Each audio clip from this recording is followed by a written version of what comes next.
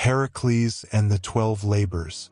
Let us begin our journey through the ancient world, where gods walked among clouds and heroes rose to meet impossible challenges. Close your eyes and drift back through time, to an age when the line between mortal and divine was as thin as morning mist. In the golden age of heroes, there lived a man named Heracles, whose very name meant glory of Hera, though the goddess herself would come to test him greatly. He was born of two worlds, his father Zeus, king of all the gods who ruled from cloud-wreathed Olympus, and his mother Alcmene, a mortal woman of gentle grace and noble heart. From the moment of his birth, Heracles was marked for greatness. The infant showed such strength that even in his cradle, he strangled two serpents sent by jealous Hera, grasping them in his tiny fists as they hissed and coiled. But strength alone does not make a hero. It is what one does with that strength, how one bears the weight of destiny, that determines the measure of greatness. As Heracles grew into manhood, he possessed the build of a god, shoulders broad as a mountain pass, arms corded with muscle that could bend iron, and a heart that, despite his power, yearned to do good in the world. He married, built a home, and for a time knew the sweet peace of domestic life, watching the sun set over his fields, listening to laughter echo through his halls. But Hera's jealousy had not dimmed with the passing years. In a moment of divine madness sent by the goddess, Heracles committed a terrible act that would haunt him forever. When the madness lifted like a fog burned away by morning sun, he found himself kneeling in devastation, his heart shattered into pieces as small as grains of sand.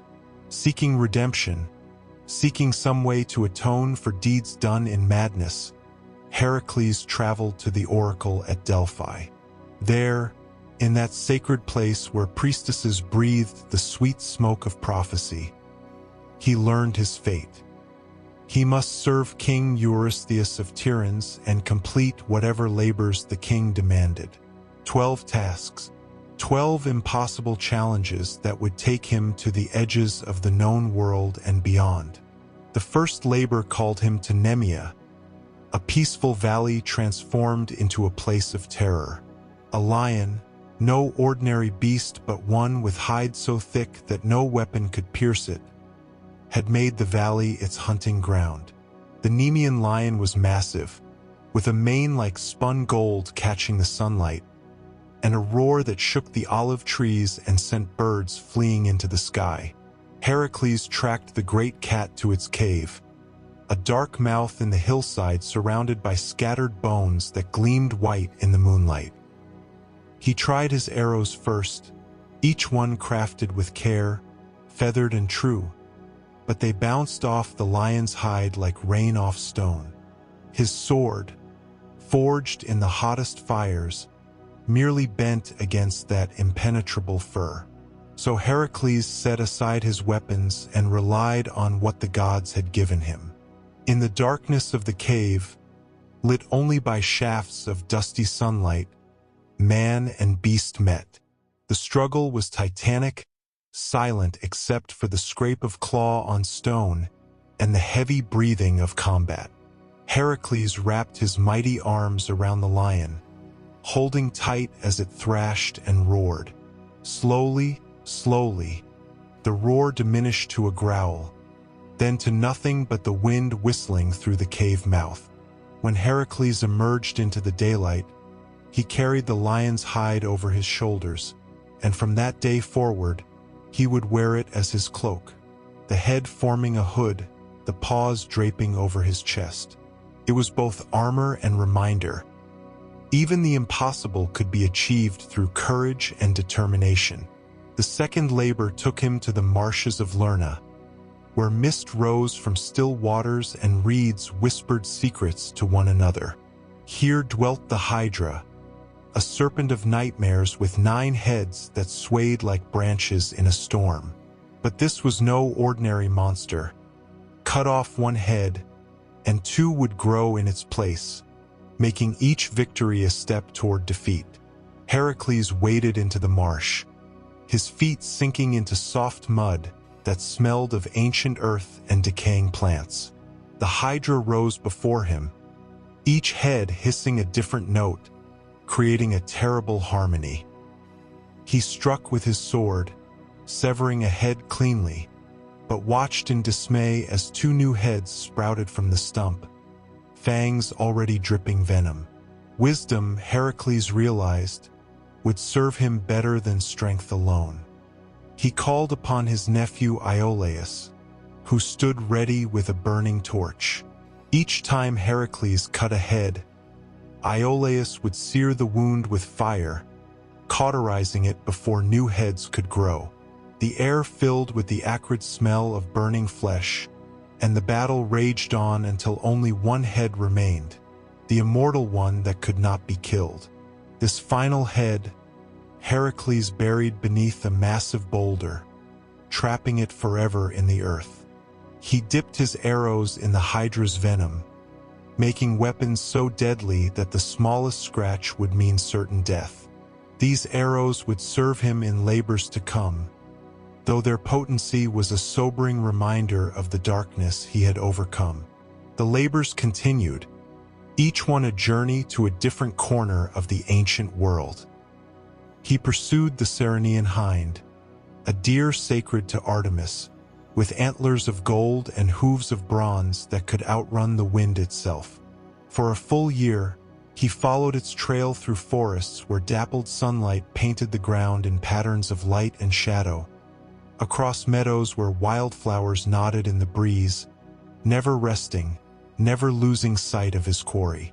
When at last he caught the graceful creature, he did so carefully, respectfully, honoring its sacred nature before releasing it unharmed.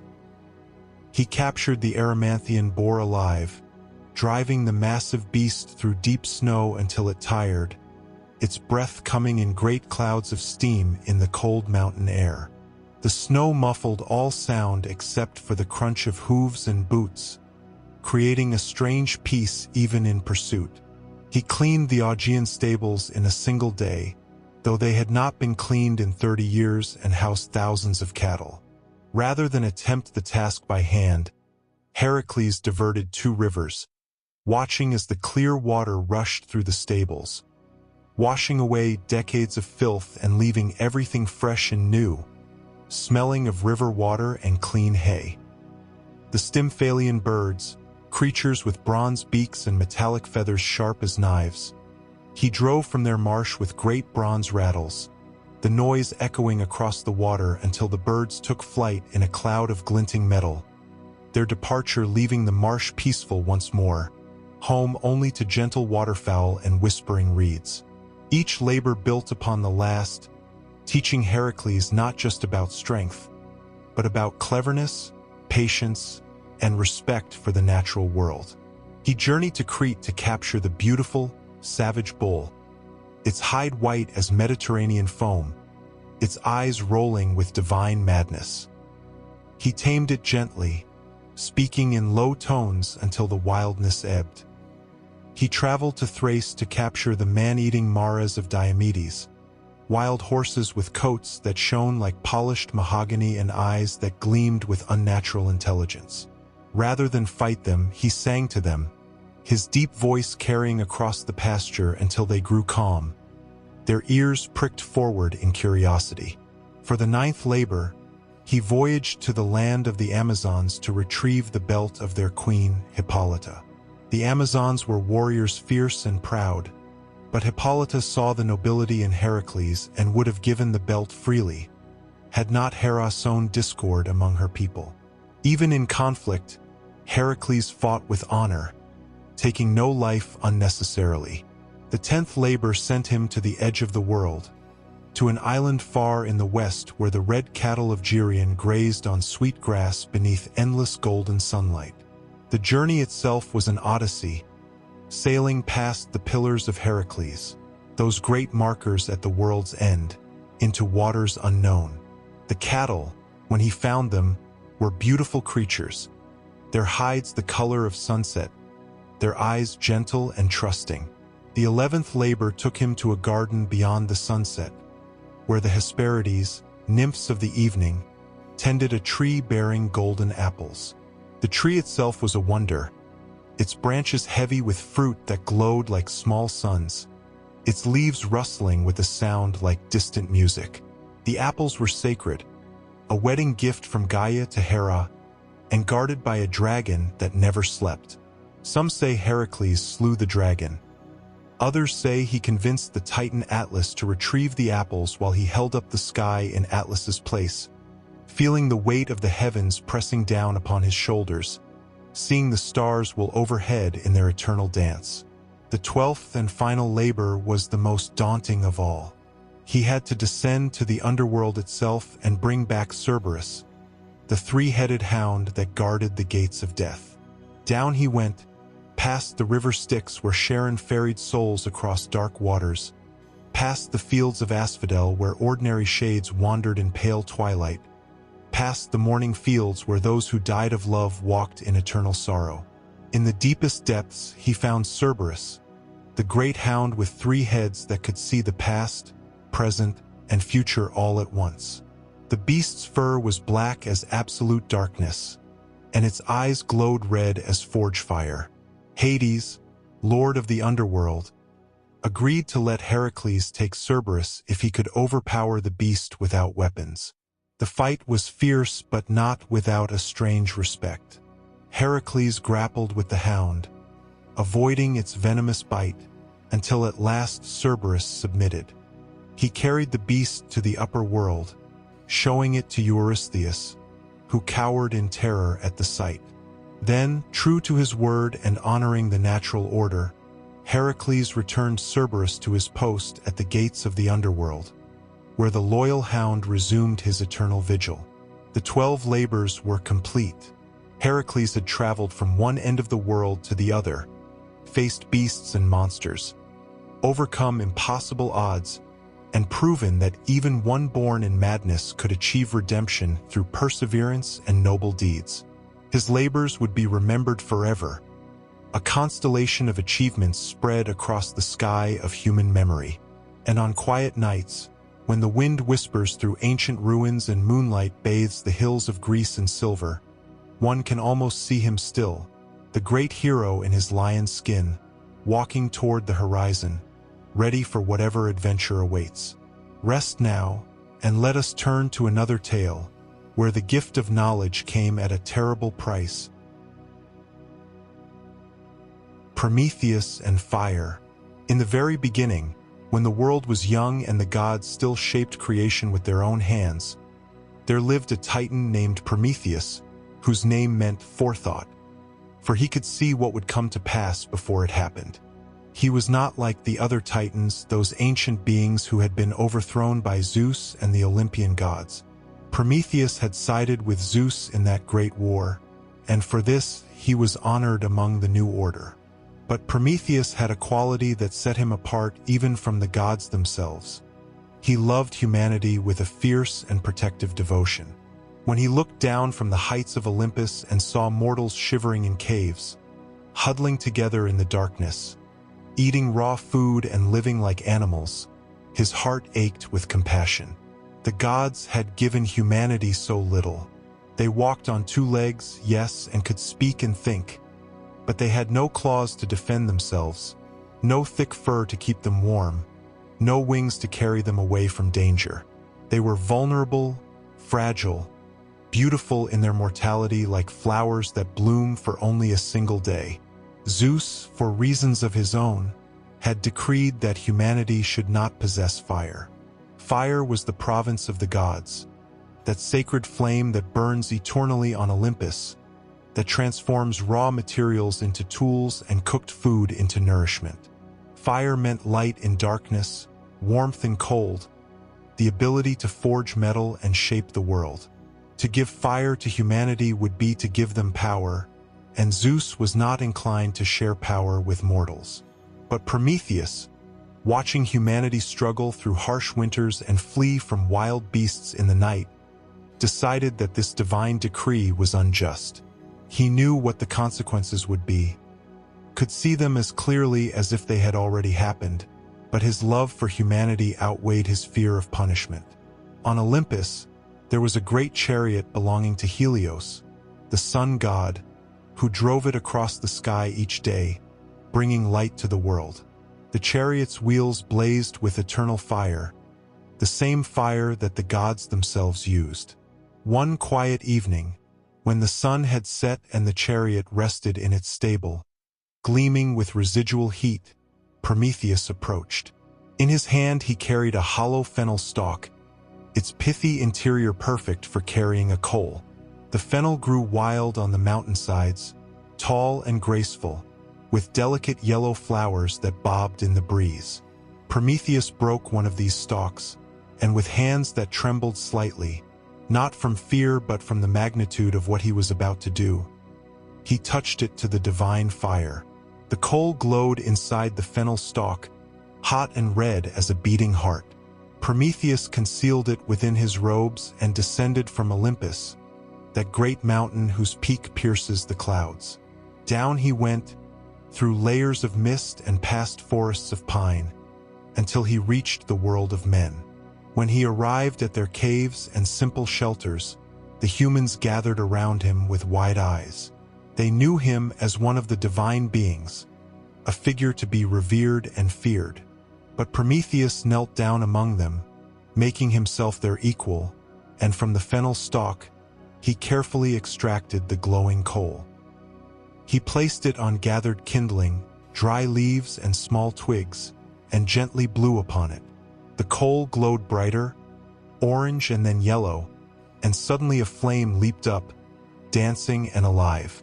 The humans gasped in wonder and delight, seeing for the first time the miraculous thing that would change their existence forever. Prometheus showed them how to feed the fire, how to keep it alive, how to bank it at night so it would last until morning. He taught them to cook their food, and they tasted meat and grain transformed by heat into something delicious and more easily digested. He showed them how to harden the points of their spears in fire, how to fire clay into pottery, how to light their caves so that darkness no longer meant helplessness. The gift spread from tribe to tribe, carried carefully like the most precious treasure. And humanity began to thrive. They no longer cowered in caves but built homes. They created tools and art. They gathered around fires at night, telling stories and singing songs, the flames painting their faces in warm, flickering light. But on Olympus, Zeus noticed the smoke rising from the world of mortals.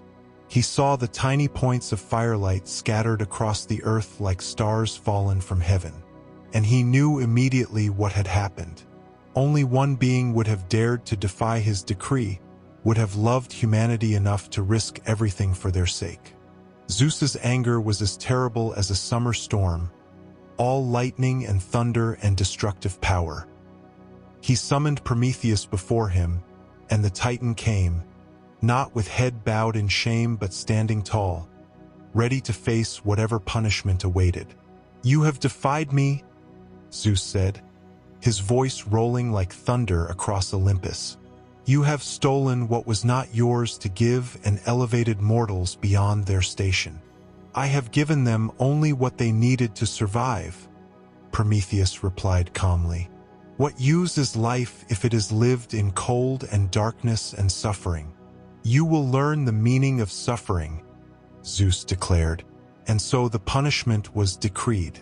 Prometheus would be chained to a rock in the Caucasus Mountains, those peaks that scraped the very edge of the sky. The chains were forged by Hephaestus himself, the smith god, who wept as he worked, for he admired Prometheus's courage even as he was bound to carry out Zeus's will. The chains were unbreakable, fixed to the living rock with bonds that could withstand any force.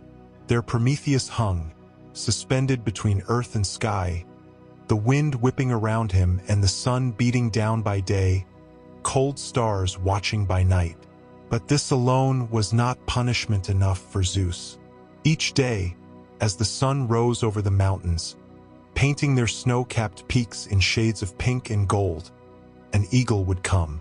This was no ordinary eagle but a massive creature, its wingspan casting a shadow like a cloud, its talons sharp as any blade. The eagle had been sent by Zeus for one terrible purpose. It would land upon the rock beside Prometheus, and with its cruel beak, it would tear open the Titan's side and devour his liver. The pain was beyond description, beyond anything that most beings could endure. Prometheus would cry out, his voice echoing through the mountain valleys, causing avalanches and sending birds fleeing in terror. But Prometheus was immortal. Each night, as the eagle departed and stars emerged one by one in the darkening sky, his body would heal. The torn flesh would knit itself together, the liver would regenerate, and by morning, he would be whole again, only to endure the same torment when the sun rose. Day after day, year after year, century after century, this punishment continued. The seasons changed around him, spring bringing wildflowers to the meadows below, summer warming the rocks, autumn painting the trees gold and crimson, winter covering everything in pristine snow. Prometheus watched it all from his chains, enduring. Yet he did not regret his choice. On clear nights, when the wind died down and the world below was quiet, he could see the fires of humanity twinkling in the darkness. He could see their cities growing, their civilizations spreading, their arts and sciences flourishing. Everything they had become, everything they had achieved, had started with that single coal hidden in a fennel stalk. Sometimes, in the deepest part of night, he would whisper to the wind, sending messages down to the world of mortals. Be brave, be curious, never stop reaching for the heights, even if the gods say you should not. The fire I gave you is more than just flame. It is the spark of knowledge, of creativity, of all that makes you human. The wind would carry his words down the mountains, across valleys and rivers, to sleeping villages where children dreamed by warm hearths, where metalworkers would wake inspired, where philosophers would ponder the mysteries of existence. Prometheus's punishment would last for ages, until finally a hero named Heracles, passing through the Caucasus on one of his labors, would see the Titan chained to his rock. Moved by compassion, Heracles would shoot the eagle from the sky and break the chains, freeing Prometheus at last. But that is a story for another time. For now, know that Prometheus endured his suffering with quiet dignity, sustained by the knowledge that he had done what was right, that he had given humanity the most precious gift of all, the ability to shape their own destiny.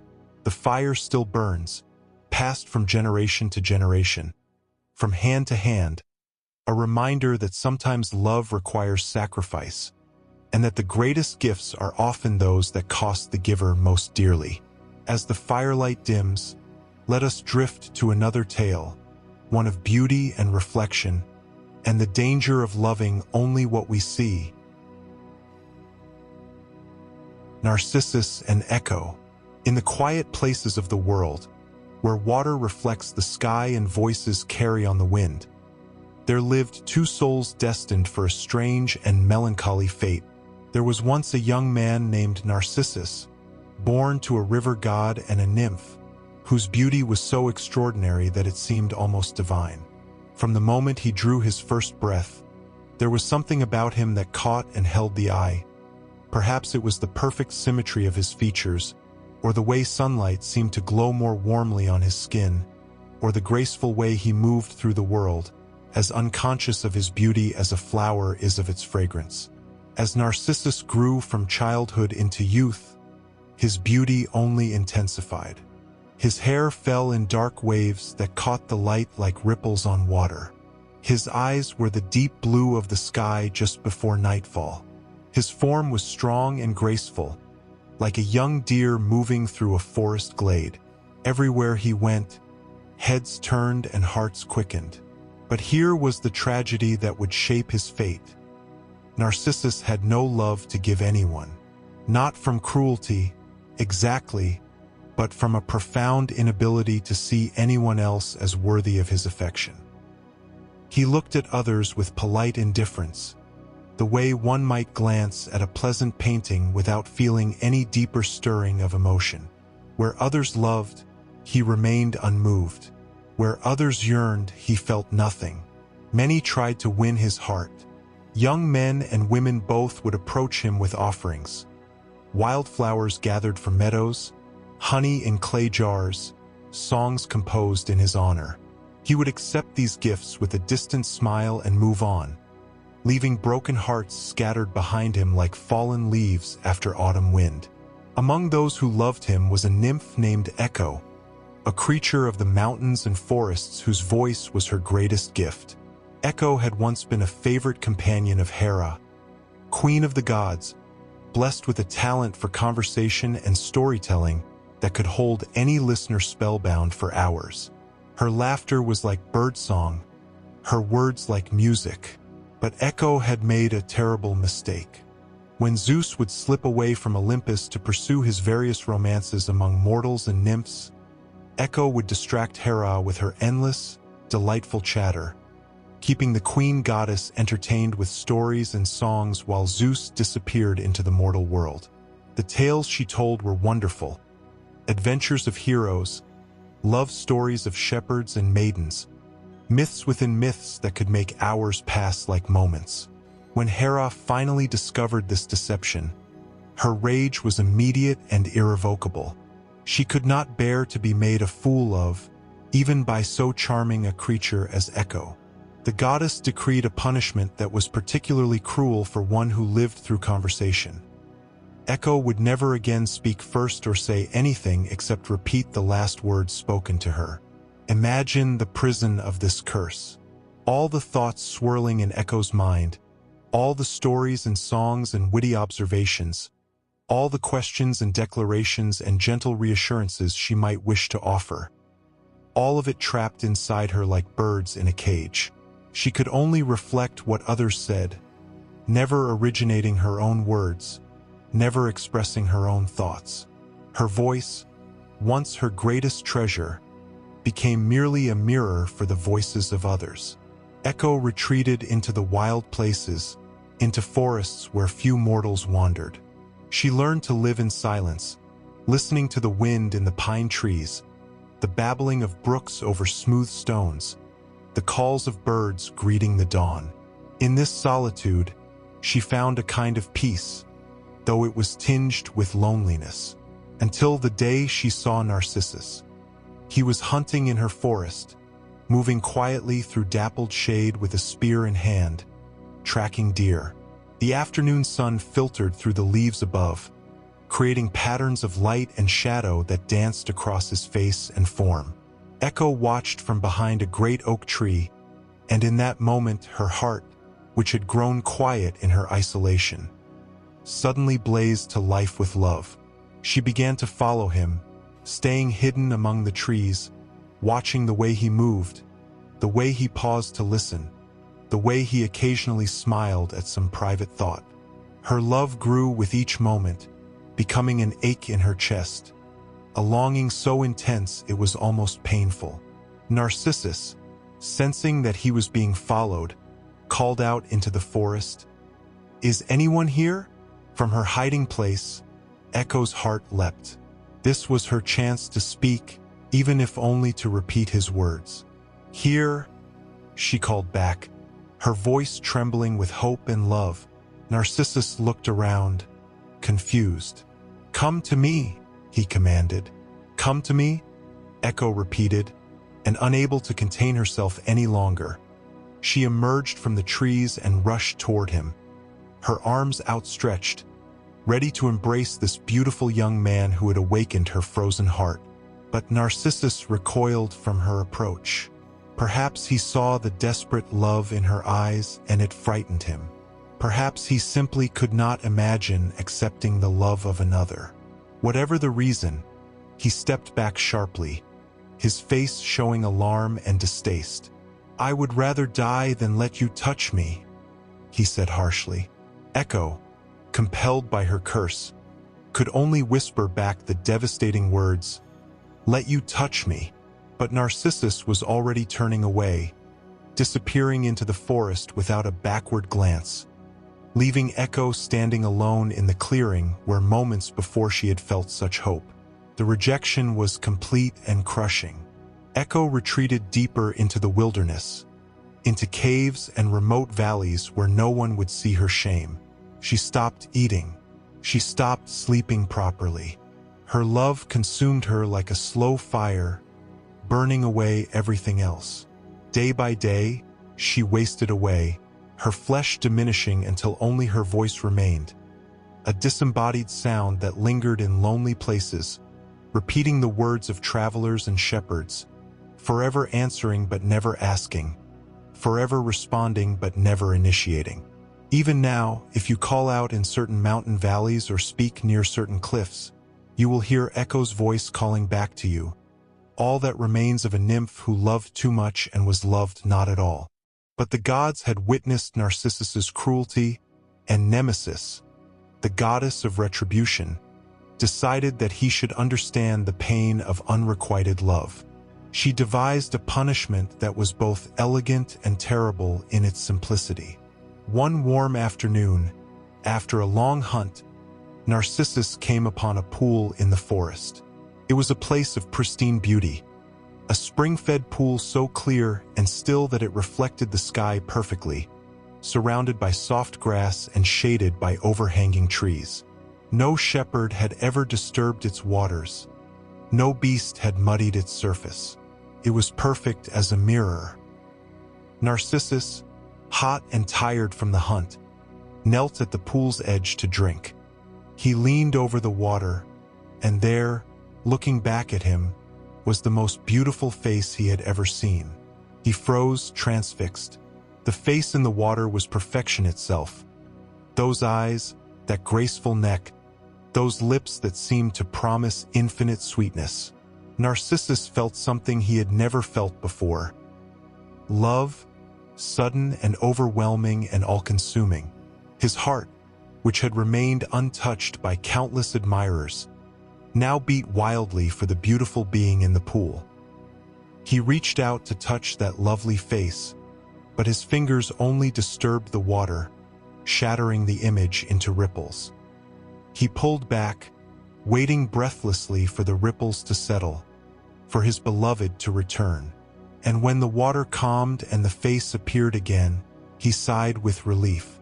"Why do you flee from me?" he whispered to the image. The lips in the water moved, seeming to speak the same words, but no sound came. "Stay with me," Narcissus pleaded, not understanding that he was speaking to himself. He tried to embrace the figure in the water, leaning down until his lips nearly touched the surface, but again the image dissolved. He wept with frustration, and his tears fell into the pool, once more disturbing the vision he loved. Hours passed. The sun moved across the sky, and still Narcissus remained by the pool, unable to tear himself away from his beloved. He forgot to eat. He forgot to drink. He could not sleep, for that would mean losing sight of the beautiful face. Days blurred together. Slowly, terribly, understanding began to dawn on him. When he moved his hand, the beloved moved his hand. When he wept, the beloved wept. The awful truth settled over him like nightfall. He was in love with his own reflection, an impossible love that could never be requited, never consummated, never satisfied. "Alas!" he cried out, "I am loved by none, and the one I love I cannot have, for I am he." But even knowing the truth, he could not pull himself away. The love he felt was real, even if its object was an illusion. He remained by the pool, slowly wasting away just as Echo had wasted away for love of him. His beauty faded, his strength ebbed, his flesh grew pale and thin. In his final moments, he whispered to his reflection, "Farewell," and from somewhere in the hills, Echo's voice came back to him one last time, "Farewell." Where Narcissus had lain, his body vanished. In its place grew a flower, white petals surrounding a golden center, its head bowed as if looking down into the water. The Greeks called this flower the Narcissus, and it still grows by pools and streams, forever seeming to admire its own reflection in the water. And so two souls who might have loved each other found only sorrow. One cursed to speak only the words of others, one cursed to love only himself. Their story is a reminder that love requires both seeing and being seen, speaking and being heard, giving and receiving. Without these things, love becomes an echo in an empty valley, a reflection in still water, beautiful perhaps, but ultimately insubstantial as morning mist. Let the image fade like ripples on water, and journey with me now into the deepest darkness, where love dared to challenge death itself. Orpheus and Eurydice. Of all the love stories whispered in the ancient world, none is more beautiful or more heartbreaking than this tale of a musician whose songs could move stones to tears. In the golden age of heroes, there lived a young man named Orpheus, who was blessed by the gods with a gift for music so extraordinary that it seemed to transcend the ordinary boundaries of art. His father was Apollo, god of music and poetry, and from him Orpheus inherited a talent that could make the very cosmos pause to listen. When Orpheus played his lyre, an instrument given to him by Apollo himself, its frame made of tortoiseshell and its strings of the finest gut, the world transformed. Trees would bend their branches to hear him better, their leaves rustling in time with his melodies. Rivers would slow their flow, water lingering in pools to catch every note. Wild animals would emerge from forests and lie down together, predator and prey side by side, united in their enchantment. Even stones, cold and unfeeling, would seem to warm in the presence of his music, as if remembering some ancient time when all things had souls. But Orpheus's greatest gift was not in how his music affected nature, but in how it expressed the deepest feelings of the heart. When he played a joyful tune, listeners would laugh and dance, unable to contain their happiness. When he played something sorrowful, the sky itself seemed to darken, and those who heard would weep without knowing why, tears streaming down their faces like rain. Despite all the beauty he created and all the admiration he received, Orpheus's heart remained lonely. He poured his longing into his songs, creating melodies of such exquisite yearning that all who heard them understood. This was a man waiting for love, searching for the one who would complete him. And then he met Eurydice. She was a nymph, a dryad who dwelt among the oak trees in a sacred grove where sunlight filtered through leaves in shafts of dusty gold. Her beauty was natural and unassuming. She did not have the otherworldly perfection of a goddess, but rather the warm, genuine loveliness of someone fully alive and present in the world. Her eyes were kind and curious, her smile quick and genuine, her laughter like water bubbling over river rocks. When Orpheus first saw her dancing among the trees, her bare feet light on the moss, her hair crowned with oak leaves, he felt his heart recognize something it had been searching for all his life. And when she heard him play, she understood the loneliness that had haunted his music, for it matched her own. Their courtship was a thing of beauty. Orpheus would play for her in the grove, creating songs that seemed to make the very air shimmer with love. Eurydice would dance, or simply sit and listen, her eyes closed, a peaceful smile on her face. They would walk together through forests and meadows, talking of everything and nothing, discovering the miracle of finding someone who truly understood. They married in the spring, when the world was dressed in new green and wildflowers carpeted every hillside. Their wedding was attended by gods and mortals alike, nymphs and shepherds, all drawn by the music that Orpheus played in celebration. The songs he composed for Eurydice that day were so beautiful that some said the heavens themselves opened up to listen, and Zeus smiled down on the young couple from his throne on Olympus. For a brief, shining time, they were perfectly happy. They made a home together, simple but filled with love. Orpheus would compose music, and Eurydice would tend their garden, growing herbs and flowers. In the evenings, they would sit together and watch the sun set, painting the sky in shades of orange and pink and purple, and they would talk about their future. Children they might have, songs yet to be written, dances yet to be danced.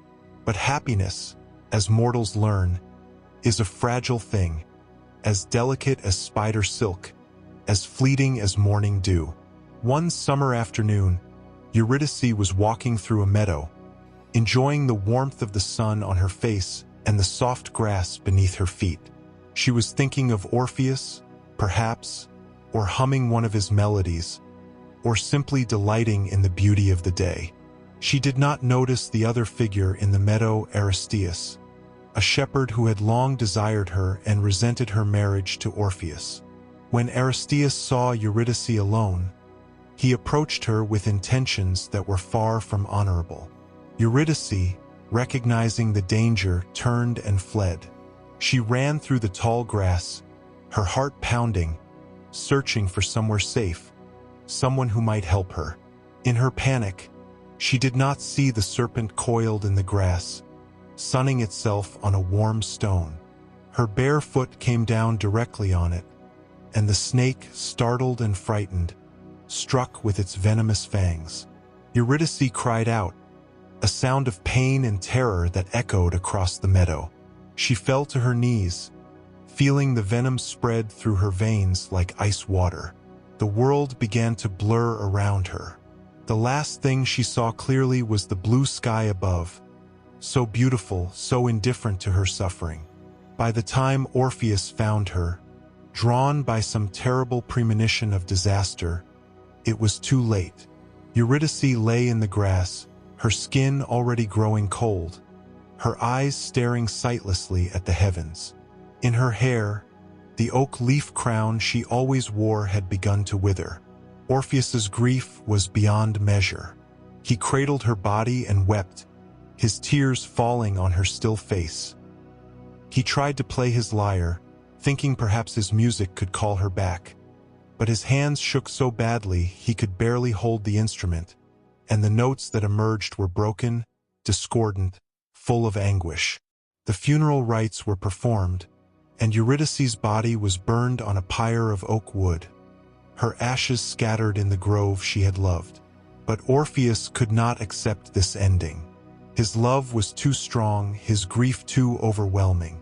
He could not imagine a world without Eurydice, could not face the prospect of living the rest of his mortal life alone, waiting for the day when age would finally reunite them. So Orpheus made a decision that no mortal had ever made before. He would go to the underworld itself and bring Eurydice back from death. The journey to the underworld began at a cave in the side of a mountain, a dark opening in the earth from which cold air flowed like breath from ancient lungs. Orpheus descended into the darkness, his lyre in hand, moving through passages where no sunlight had ever penetrated, where the walls wept with moisture and strange fungi glowed with pale phosphorescence. He came to the river Styx, that black water that separates the world of the living from the world of the dead. Charon, the ferryman, stood in his boat, a hooded figure who had rowed souls across this river since time immemorial. Charon demanded payment. The dead must pay for their passage with a coin placed under the tongue. But Orpheus was not dead, and he had no coin. Instead, he played his lyre. He played a song of love and loss, of devotion that transcends death, of grief so profound it could move the very stones. Charon, who had thought himself beyond all feeling after millennia of ferrying the dead, felt something stir in his ancient heart. Without a word, he gestured for Orpheus to enter the boat and rowed him across the dark waters. On the far shore, Orpheus encountered Cerberus, the three-headed hound of Hades, whose duty it was to prevent the living from entering and the dead from leaving.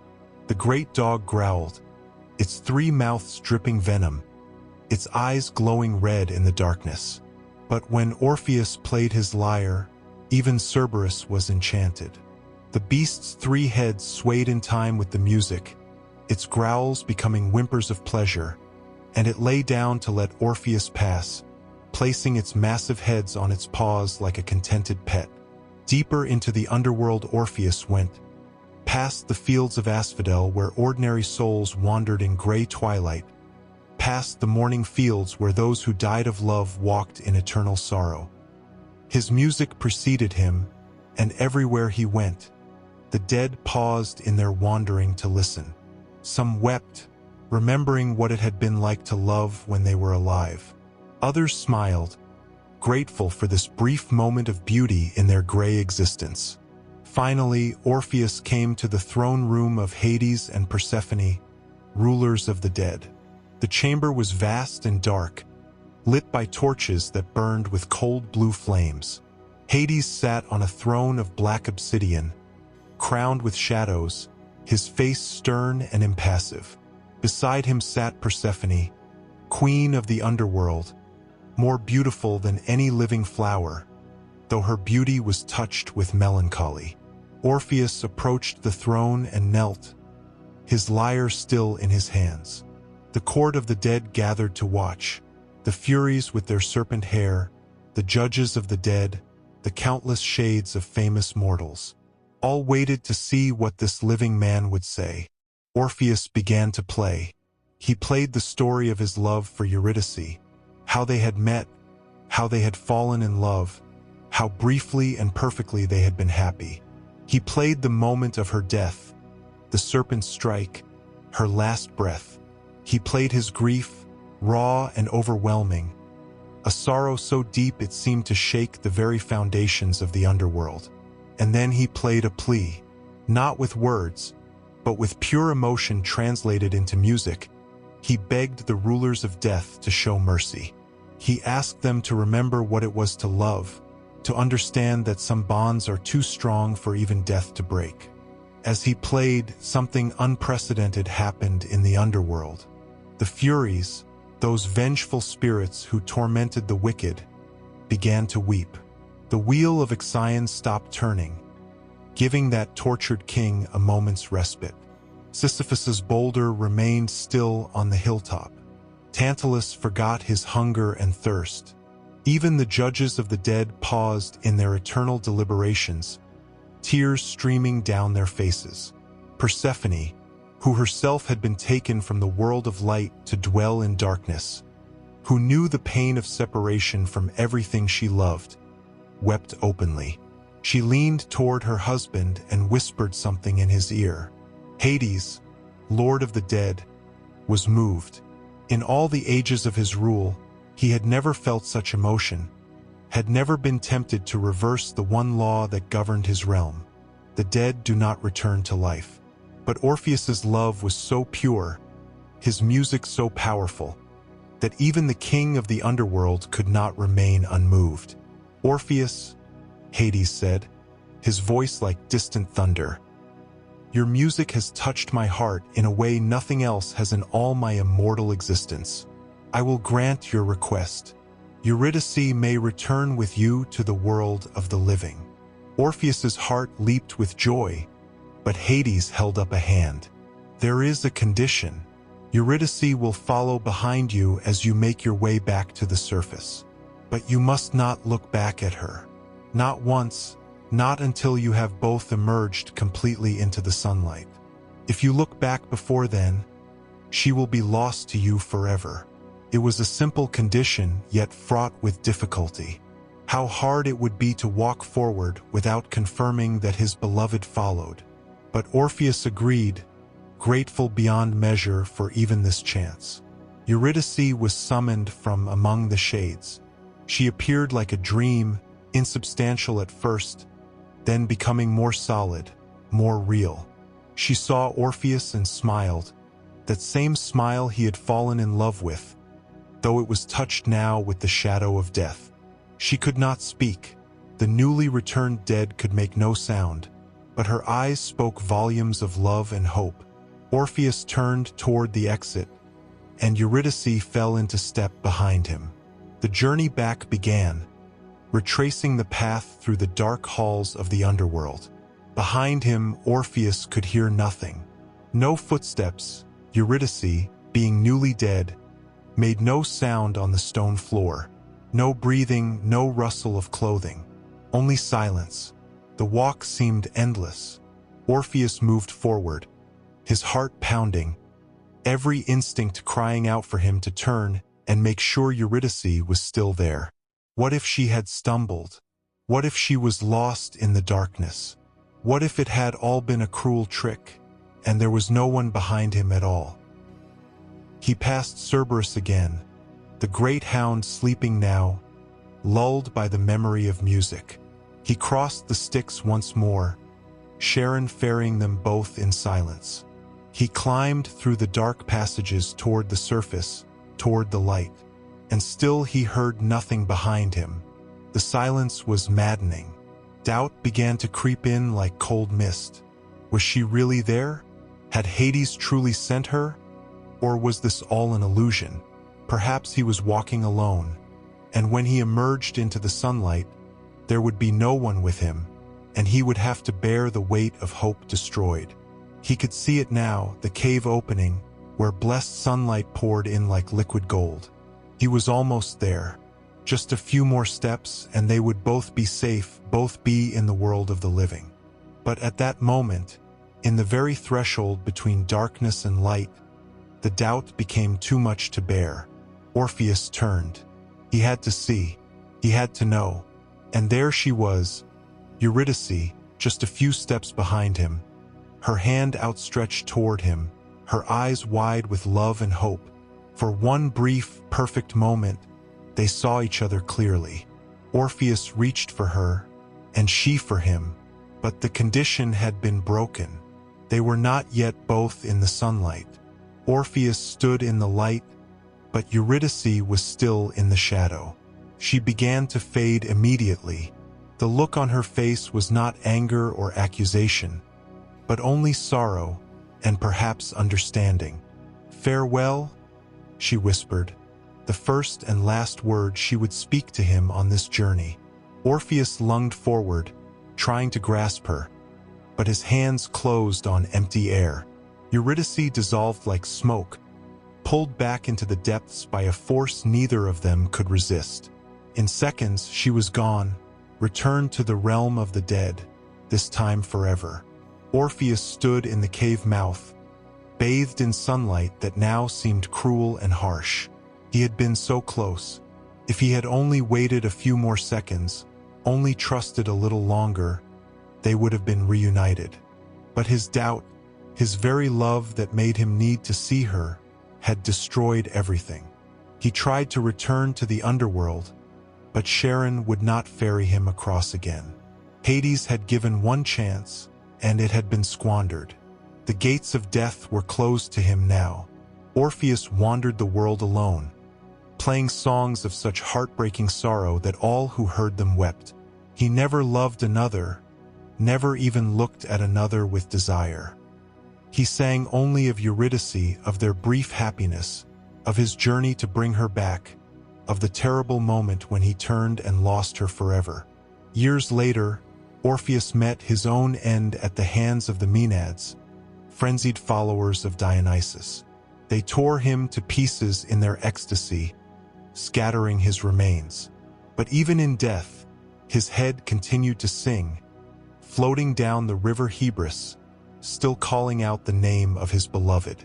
And in the underworld, Orpheus's shade descended once more into the darkness. There, wandering among the asphodels, he found Eurydice again.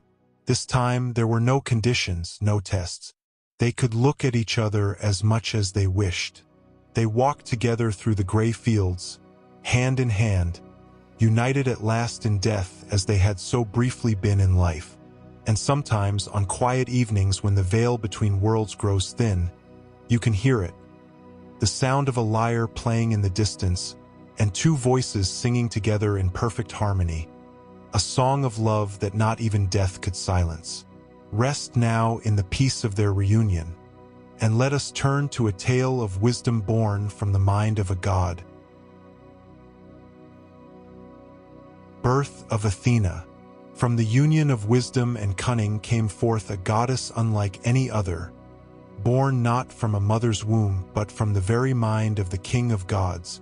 In the early days of the Olympian reign, when Zeus had just claimed his throne as king of all gods and the world was still being shaped by divine will, there lived a Titaness named Metis, whose name meant wisdom and cunning. She was the daughter of Oceanus and Tethys, ancient beings who ruled the waters that encircled the world, and she possessed an intelligence so profound that even the gods sought her counsel.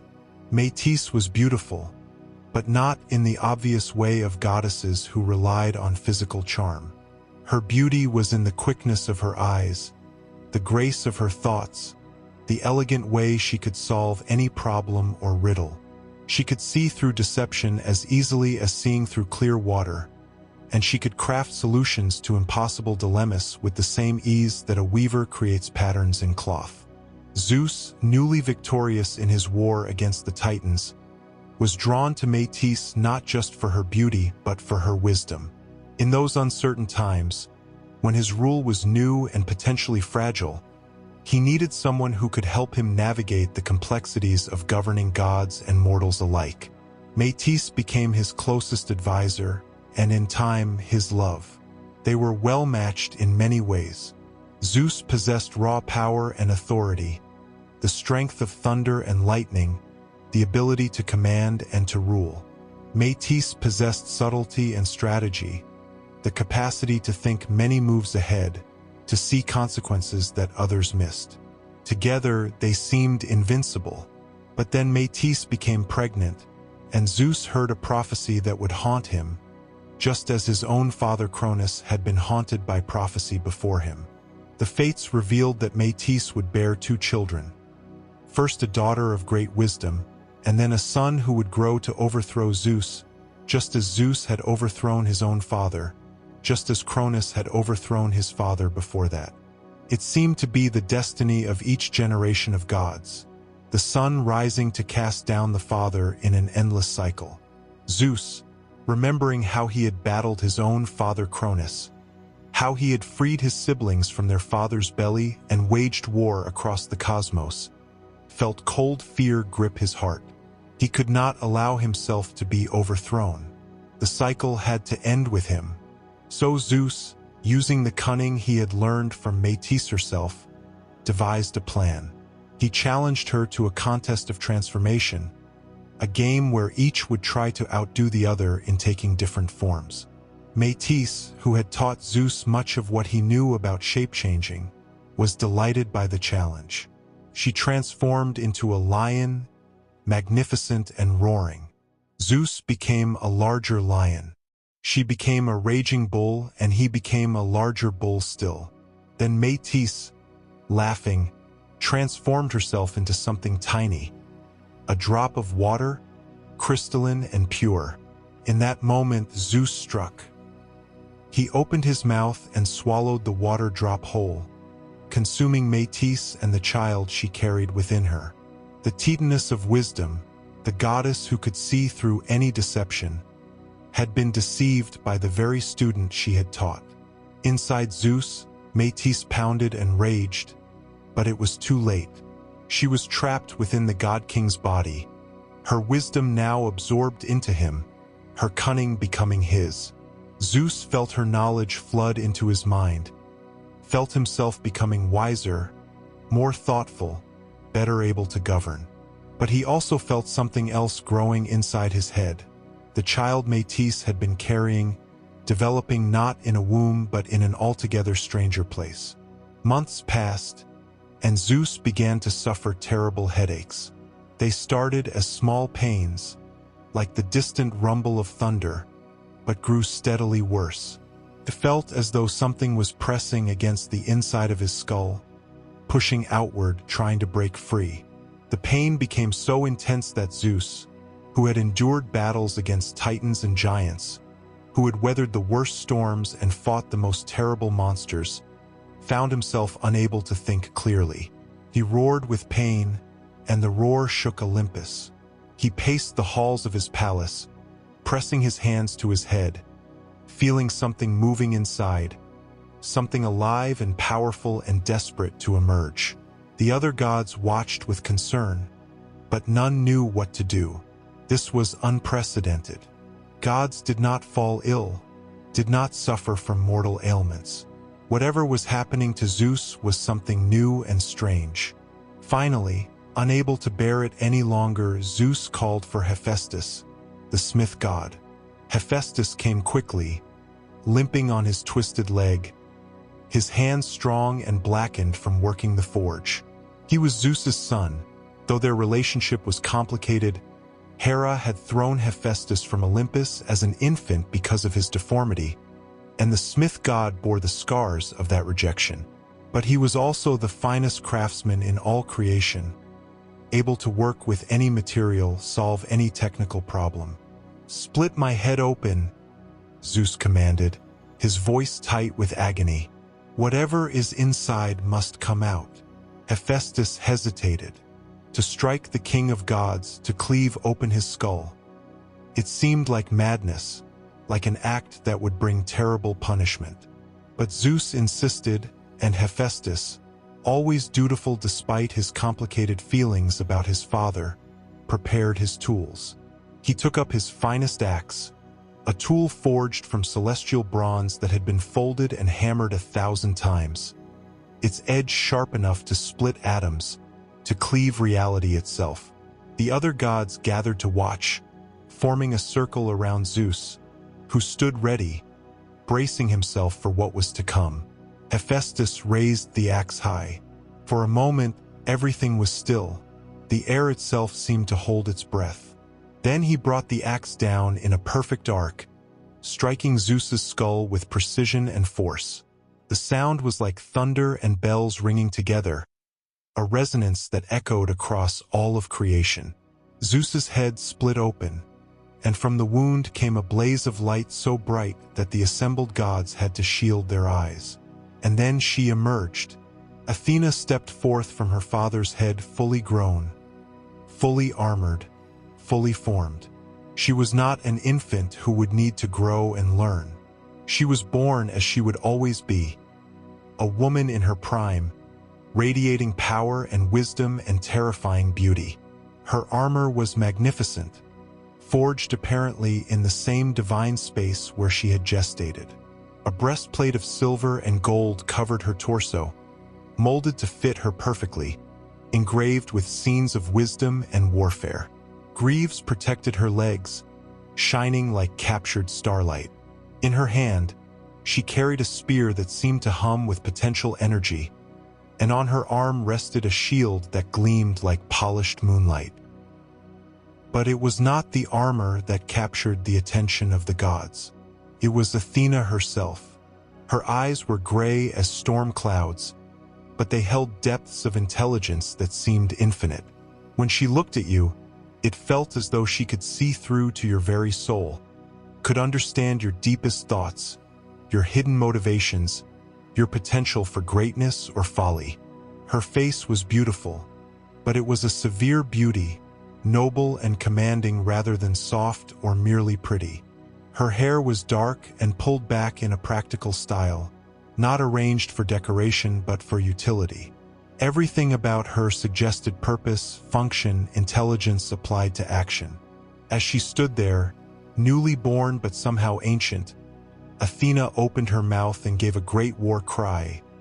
Not a scream of fear or pain, but a shout of triumph and power that rang across the heavens.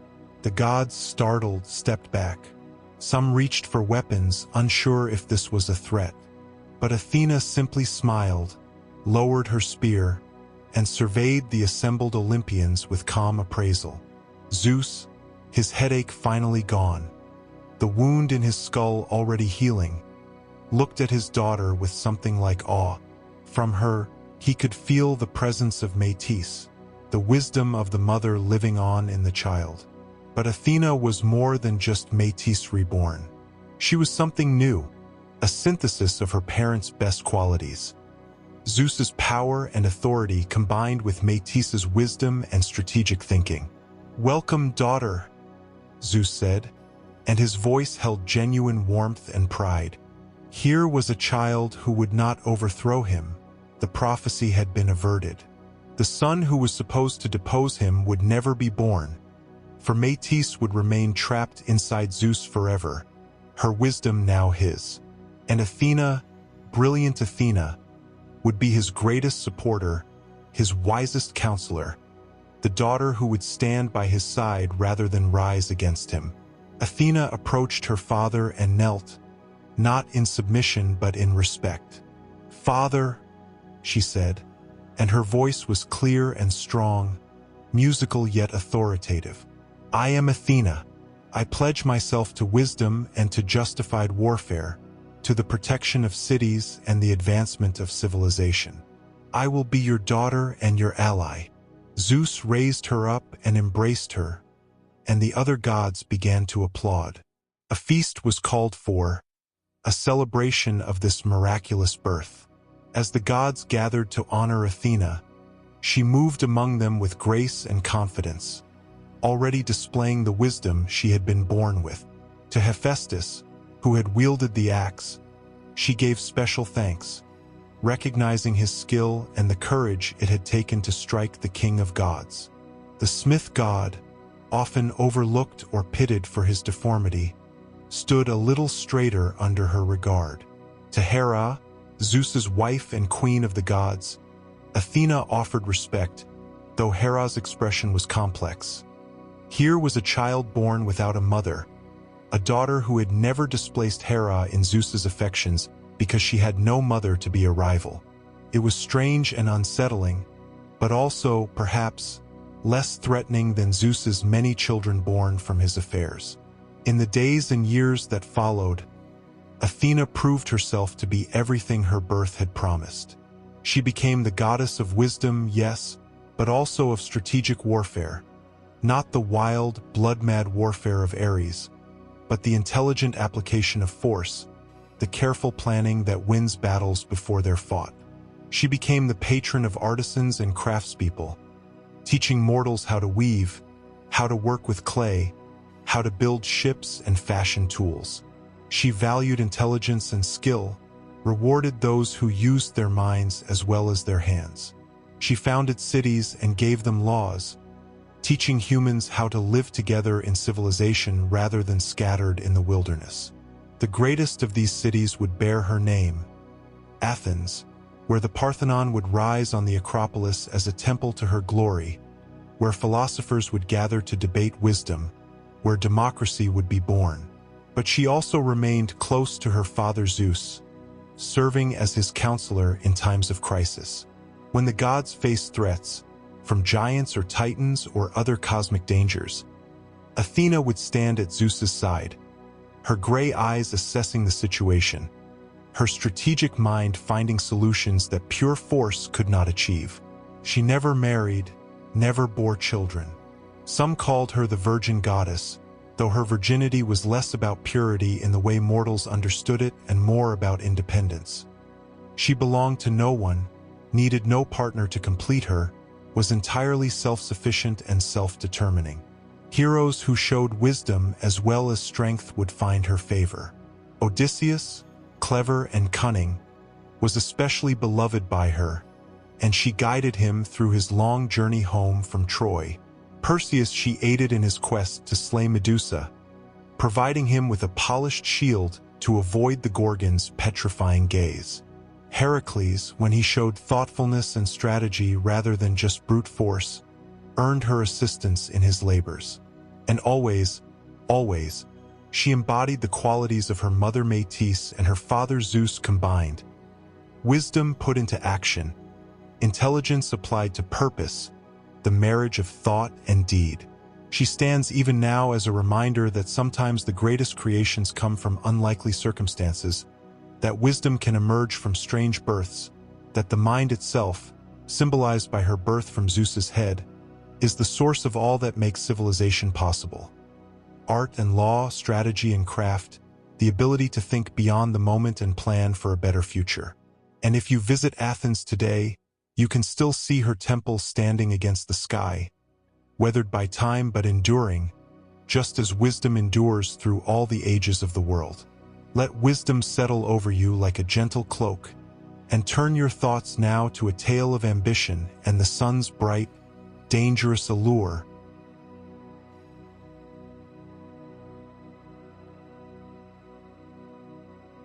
Icarus's flight. There are some stories that remind us that reaching for the heavens, while noble, must be tempered with caution and care. This is one such tale, of a father's love and a son's yearning for freedom, on the island of Crete, in the heart of the great palace of Narcissus with its countless rooms and corridors that twisted and turned like a maze. There lived a man named Daedalus. He was no ordinary man, but the greatest inventor and craftsman that the ancient world had ever known. His mind worked in ways that others did not, seeing solutions where others saw only problems, envisioning creations that had never existed before. Daedalus had built many wonders. He had crafted statues so lifelike that people swore they could see them breathe, that they might step down from their pedestals and walk among mortals. He had invented new tools, new techniques, new ways of working with wood and stone and metal that revolutionized the crafts of his time. His genius was recognized throughout Greece, and kings and heroes sought his services. But Daedalus's greatest and most terrible creation was the labyrinth. King Minos of Crete, a powerful and ruthless ruler, had asked Daedalus to build a prison unlike any other. A maze so complex that anyone who entered would never find their way out. This prison was meant to house the Minotaur, a creature born from a curse, half man and half bull, savage and hungry, fed on human tributes sent from Athens. Daedalus had built the labyrinth beneath the palace, a sprawling network of passages that doubled back on themselves, corridors that seemed to lead somewhere but led only to dead ends, chambers that looked familiar but were subtly different each time. It was a masterwork of confusion and disorientation, and it served its purpose well. The Minotaur was contained, unable to escape, and those sent into the maze as tribute were lost forever in its winding passages. But when the work was complete, King Minos began to worry. Daedalus knew the secret of the labyrinth, knew the path that led through its confusion to the center and out again. If Daedalus were to leave Crete, he might share this secret. The labyrinth's power lay in its mystery. If the solution became known, it would be just another prison, easily defeated. So Minos made Daedalus a prisoner in his own right, confining him and his young son Icarus to the island of Crete. They were given comfortable quarters in the palace, provided with food and materials for Daedalus to continue his work on other projects. But they could not leave. Guards watched the harbors, and ships were forbidden from carrying them away. Crete became a luxurious cage, beautiful but still a cage. Years passed. Icarus grew from a child into a young man, watching the seasons change from the palace windows, seeing birds wheel in the sky above the sea, dreaming of freedom. He had never known any life but this one, had no memory of the mainland, of freedom to travel where he wished. But he felt the lack of it like a constant ache, a hunger that no amount of comfort could satisfy. Daedalus, watching his son grow increasingly restless, felt the weight of guilt. It was his genius that had trapped them here, his creation of the labyrinth that had made Minos fearful of letting them go. Every day he pondered the problem: how to escape an island when every ship was watched, when every harbor was guarded, when the very sea between Crete and the mainland was patrolled by Minos's navy. He studied the problem from every angle, applying the same methodical intelligence that had built the labyrinth. Escape by sea was impossible. Escape by land was impossible. There was no land, only the island surrounded by water, which left only one route unconsidered, one path the guards did not watch because no man had ever taken it: the sky. Daedalus began to observe the birds that nested in the palace eaves and wheeled above the waves. He watched how they flew, studied the structure of their wings, noted the way feathers overlapped and caught the air, how they tilted and angled to rise or descend, how they used air currents to soar without effort. In secret, working in a chamber where the guards would not think to look, Daedalus began to gather materials. He collected feathers, from the palace birds, from gulls on the shore, from every bird he could find. Large feathers for the framework, smaller ones for the details, all organized by size and carefully preserved. He worked with candle wax and thread, with wood for frames and leather for harnesses. Slowly, painstakingly, with all the skill and genius that had built wonders throughout Greece, Daedalus crafted 2 pairs of wings. They were beautiful in their way, these wings works of art as much as engineering. Each feather was placed precisely, overlapping like roof tiles, secured with wax that Daedalus had carefully blended to the right consistency. Soft enough to shape, hard enough to hold. The frames were light but strong, crafted from willow that bent without breaking. When at last the wings were complete, Daedalus called Icarus to him. The young man's eyes widened in wonder and delight when he saw what his father had created. Here was freedom, here was escape, here were wings to carry them over the guarded sea to the mainland and liberty. But Daedalus, even in this moment of triumph, felt a tremor of fear. What he had created was unprecedented, untested. He had observed birds, yes, but humans were not birds. They were heavier, shaped differently, unfamiliar with the medium of air. What worked in theory might fail in practice, and failure here would mean a fatal fall into the sea. He fit the harness onto Icarus, adjusting the straps, checking the fit. Then he fit his own wings and stood, feeling the weight of them on his shoulders, the strange way they changed his balance. He moved his arms experimentally, feeling how the wings caught the air. "Listen to me carefully," Daedalus said, taking his son's face in his hands and looking into his eyes with an intensity that demanded attention. "What we are about to attempt is dangerous. These wings are held together with wax. It is strong, but not invulnerable." Icarus nodded, eager to be off, but Daedalus held him firm. "You must fly the middle course," he continued. "Not too low, or the sea spray will dampen the feathers and make them heavy.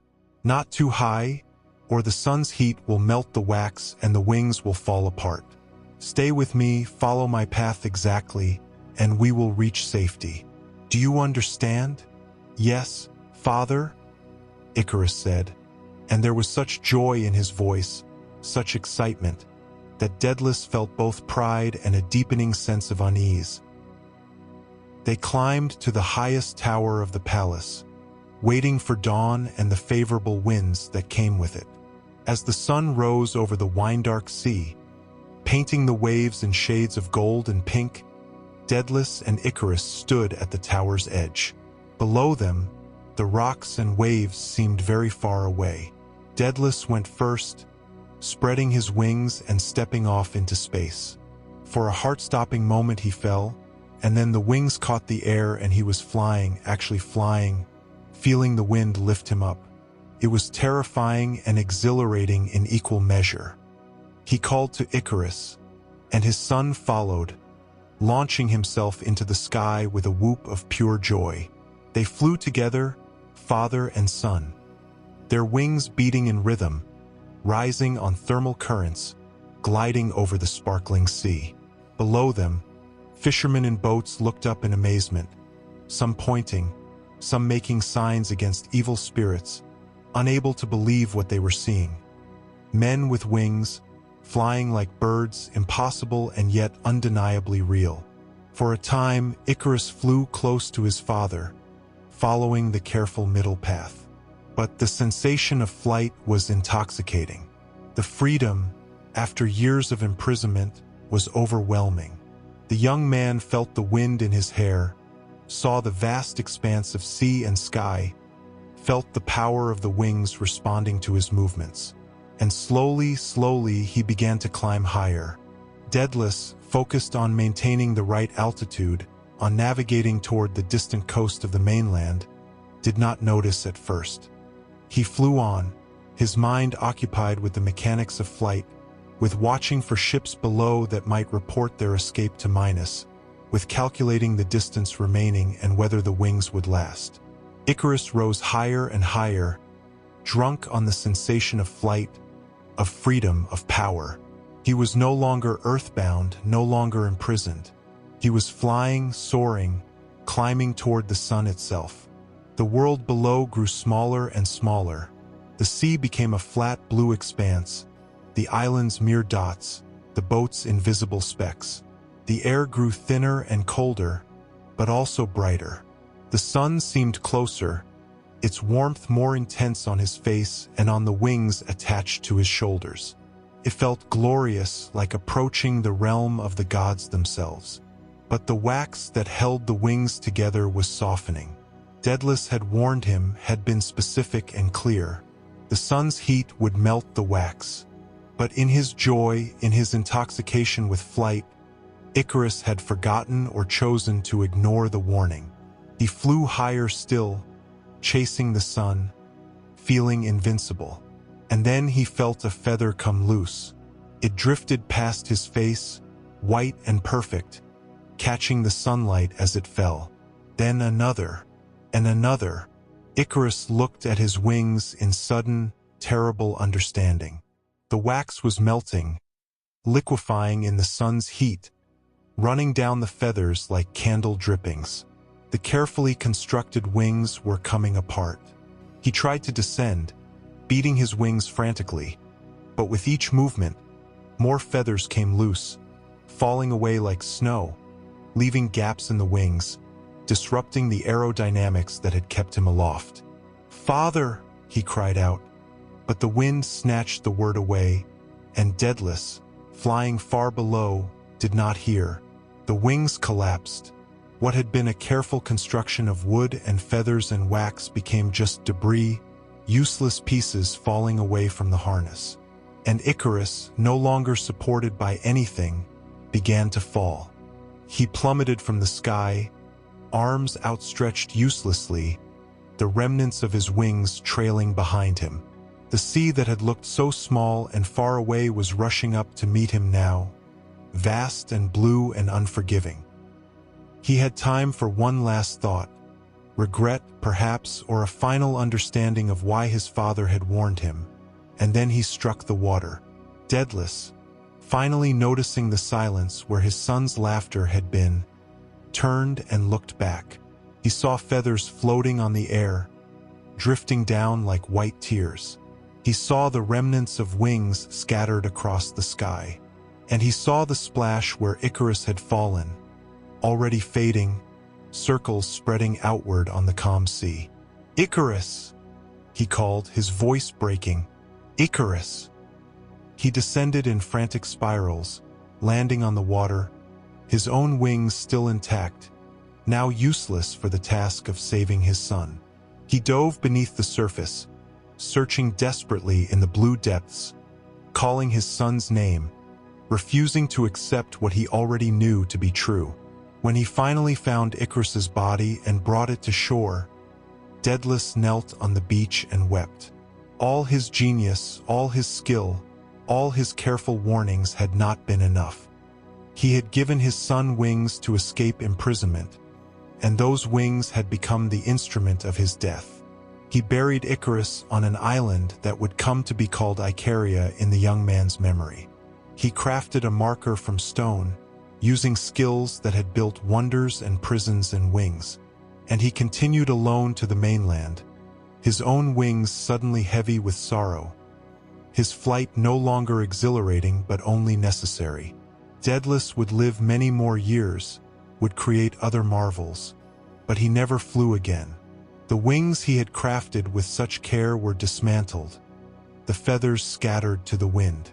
Some say he dedicated them in a temple to Apollo, the sun god whose warmth had melted the wax and claimed his son. The story of Icarus spread across the ancient world, told and retold, a warning and a tragedy. It spoke of the dangers of excess, of ignoring wise counsel, of letting exhilaration override caution. But it also spoke of something more complex, of the human desire to reach beyond our limitations, to soar toward the sun even knowing it might destroy us, to pursue freedom even at the risk of falling. And sometimes, on bright summer days when the sun shines on the blue Aegean Sea, sailors say they can see white feathers drifting on the waves, reminders of a boy who flew too close to the sun, who touched the sky for one brief, glorious moment before falling back to earth. His name became a byword for ambition that overreaches, for the consequences of ignoring wisdom. But perhaps there is another way to remember Icarus, not as a fool who fell, but as someone who dared to fly at all, who chose freedom and flight even if it lasted only a short time, who reached for the heavens and for one shining moment actually touched them. Let the image of falling feathers drift away on gentle currents, and come now to a tale of rivalry among goddesses, and the small golden apple that would shake the world. The apple of discord, sometimes the smallest thing. A piece of fruit, a careless word, a moment's slight, can ripple outward like a stone thrown into still water, creating waves that crash upon distant shores. In the time when gods still walked freely among mortals and the line between the divine and earthly realms was gossamer thin, there was to be a wedding of great importance. Peleus, a mortal hero renowned for his courage and nobility, was to marry Thetis, a sea nymph of extraordinary beauty whose silver hair flowed like ocean foam and whose eyes held the depths of the sea itself. This was no ordinary union. Thetis was a goddess, one of the 50 Nereids who attended Poseidon in his underwater palace, and yet she was to marry a mortal man.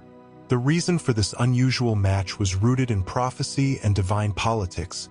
Zeus himself had once desired Thetis, but a prophecy warned that any son born to Thetis would be greater than his father. Not wishing to be overthrown as he had overthrown his own father, Zeus decreed that Thetis must marry a mortal, ensuring that her destined son would be great among men but not among gods. The wedding was planned to be a magnificent celebration, a gathering of gods and mortals together in rare harmony. Invitations were sent throughout the cosmos, to Olympus where the great gods dwelt, to the forests where nymphs danced among ancient trees, to the seas where Tritons blew their conch-shell horns, to the underworld where even grim Hades was asked to attend. The ceremony was to be held on Mount Pelion, a place where earth met sky, where pine trees grew tall and straight, and where meadows bloomed with flowers of every color. Preparations were elaborate and beautiful. Tables were laden with ambrosia and nectar, the food and drink of the immortals. Musicians practiced their most enchanting melodies. The very air seemed to shimmer with anticipation and joy. But there was one goddess who received no invitation. Eris, whose name meant discord and strife, was the goddess of chaos and conflict. Where she walked, arguments erupted. Where she whispered, friendships dissolved into enmity. She was not evil exactly. Chaos and conflict are as much a part of existence as harmony and peace, but she was not wanted at a celebration of love and unity. The other gods, planning this joyous occasion, had simply decided not to invite her, hoping she would not notice or care. They were wrong. Eris noticed, and she cared very much. The slight burned in her heart like acid, eating away at whatever goodwill she might have possessed. She had been excluded, dismissed as if she were nothing, treated as though her very nature made her unworthy of participating in the grand affairs of the immortals. On the day of the wedding, as gods and mortals gathered on Mount Pelion in their finest robes, as music filled the air and celebration began, Eris arrived uninvited. She did not announce herself or make a grand entrance. Instead, she moved among the guests like a shadow, unnoticed in the festivities, invisible in the crowd. In her hand, she carried a golden apple. It was perfect, this apple, round and flawless, gleaming with a light that seemed to come from within rather than merely reflecting the sun. The surface was smooth as polished metal, warm as living flesh, and upon it, in letters that seemed to shift and shimmer, were inscribed 3 words in the ancient tongue. For the fairest, Kappa Alpha Lambda Lambda Sigma Tau, Caliste, to the most beautiful one. With a smile that was equal parts amusement and malice, Eris rolled the apple into the center of the celebration. It came to rest on the ground among the gathered immortals, gleaming there like a small sun, impossible to ignore. The music faltered. Conversation died. Everyone stared at the apple, at those 3 shimmering words, and immediately the question arose. Who was the fairest? Who deserved this golden prize? 3 goddesses stepped forward almost simultaneously, each certain that the apple was meant for her. First came Hera, queen of the gods, wife of Zeus, whose beauty was regal and commanding. She wore robes of royal purple, and her dark hair was crowned with gold. Her eyes flashed with the authority of one who had ruled Olympus for eons, who had sat on a throne beside the king of gods, whose very presence commanded respect and awe. Surely, she thought, the apple was for her. For who could be more beautiful than the queen of heaven herself? Then came Athena, goddess of wisdom, born from Zeus's head in full armor, gray-eyed and terrible in her beauty. She was not soft or conventionally pretty, but there was something striking about her. An intensity, an intelligence that blazed from her eyes, a bearing that spoke of power and purpose. Beauty, she thought, was not just about physical form but about the mind that animated it. And who possessed a more beautiful mind than the goddess of wisdom? And finally, Aphrodite glided forward, goddess of love and beauty itself, born from sea foam, radiant and perfect. Where Hera's beauty was commanding and Athena's was intense, Aphrodite's was simply overwhelming. She moved with a grace that made watching her seem like a privilege. Her smile could make hearts skip beats. Her laughter could enchant the most stoic soul. If anyone deserved an apple inscribed for the fairest, surely it was the very embodiment of beauty itself.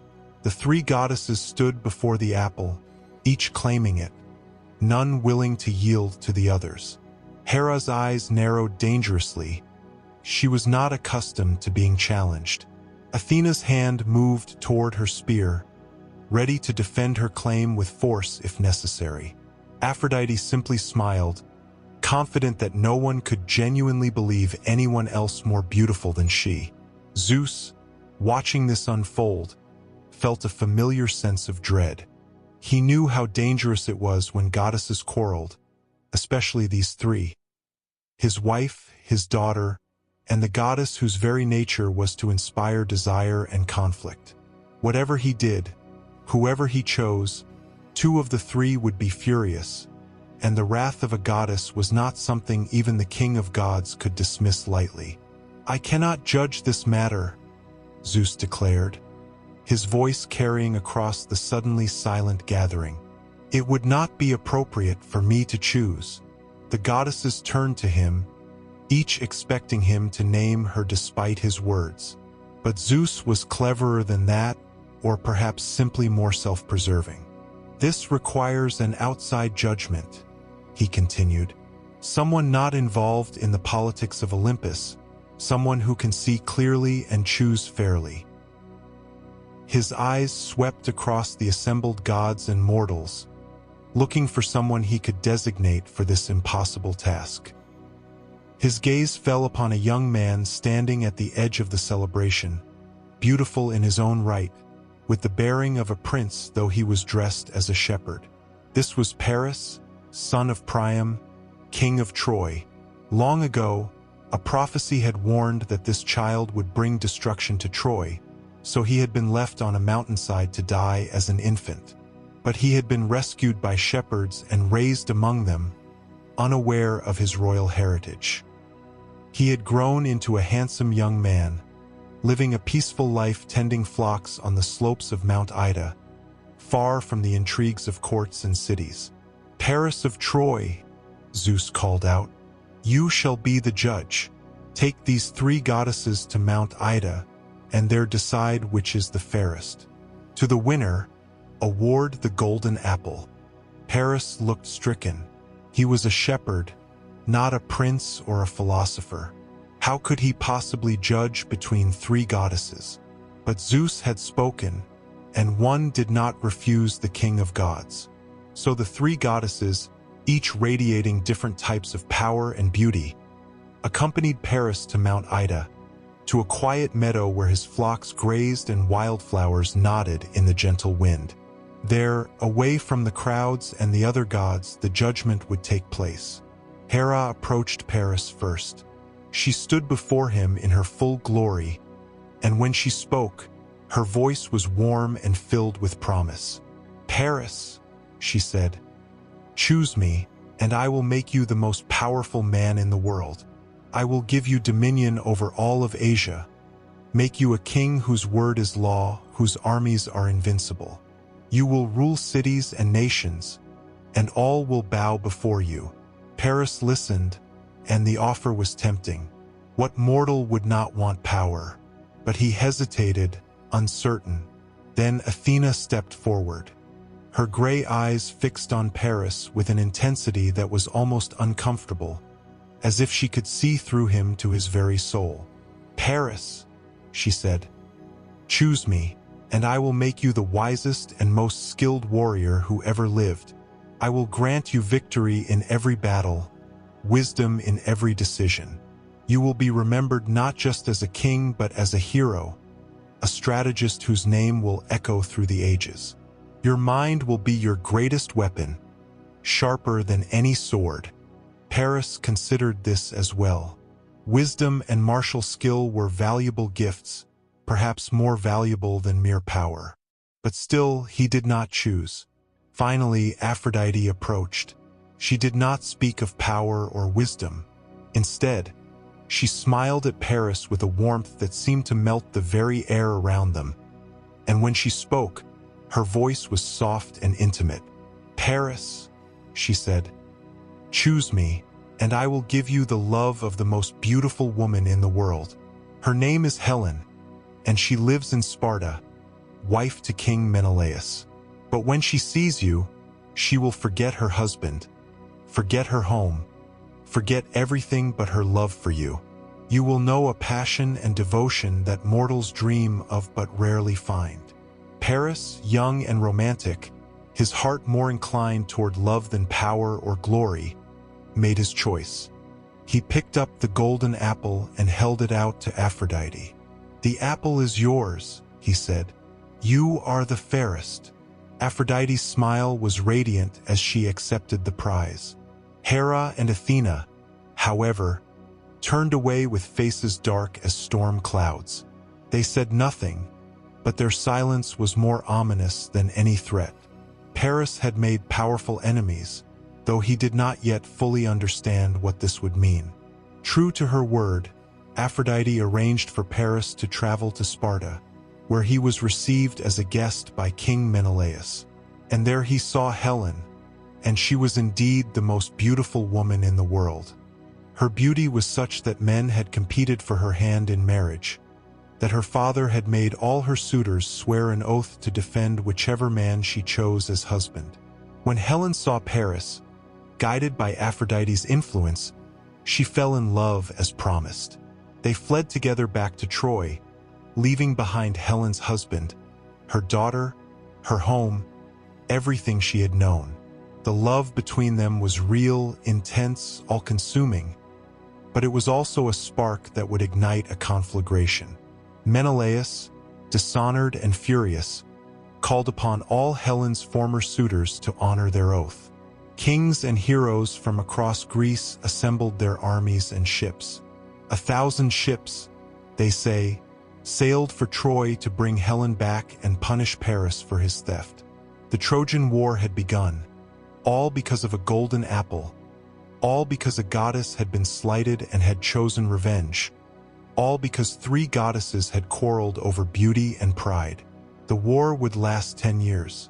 Heroes would die, Achilles, Hector, Ajax, and countless others. Cities would burn. Families would be destroyed. The civilization of an entire age would be ground to dust under the wheels of war. Hera and Athena, remember, had not forgotten their humiliation. They sided with the Greeks against Troy, using their divine power to support those who fought against the city that housed Paris. Aphrodite, loyal to the man who had chosen her, protected Paris and the Trojans as best she could. In the end, Troy would fall. The great city with its high walls and proud towers would be sacked and burned, its men killed, its women taken as slaves, its treasures looted and scattered. Paris himself would die, struck by a poisoned arrow, his love story with Helen ending in tragedy and ash. All because of an apple. All because Eris, goddess of discord, had been excluded from a wedding and had chosen to repay the slight with chaos. The apple itself, that gleaming golden sphere inscribed with 3 simple words, disappeared into legend. Some say it was kept by Aphrodite as a token of her victory. Others claim it was cast into the sea, where it still rests on the ocean floor, gleaming in the darkness. A few whisper that it resurfaces from time to time, whenever the world grows too peaceful, rolling into gatherings and causing strife anew. But the lesson of the apple endures.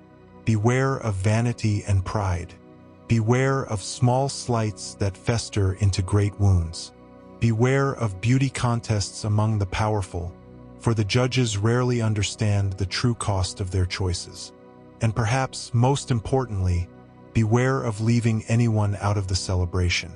For those who are excluded, who feel dismissed and dishonored, may find ways to make themselves remembered, may bring discord to harmony, may toss a golden apple into the midst of joy and watch as everything burns. Let the fires of Troy fade into embers and ash, and turn now to a tale of punishment that never ends, of striving without success, of the eternal struggle against futility itself.